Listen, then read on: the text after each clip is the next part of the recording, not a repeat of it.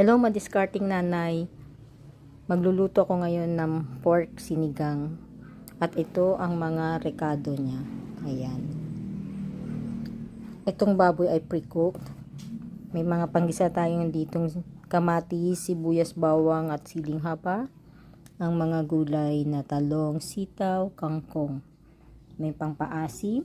May seasoning na pork seasoning, patis at tubig. O paano?